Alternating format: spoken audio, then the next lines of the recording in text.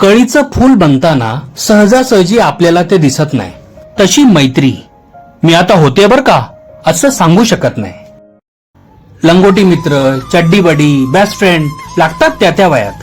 आपल्याला लाईक करणारे, आपल्याशी मनातलं शेअर करणारे, कधी कधी आपल्या हॉटेलचं बिल भरणारे आणि कधी कधी रिचार्ज मारणारे.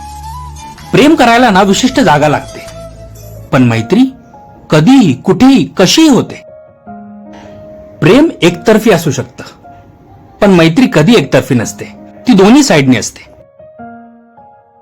मित्राची ना आठवण नाही येत, मित्राची तल्लफ येते तल्लफ.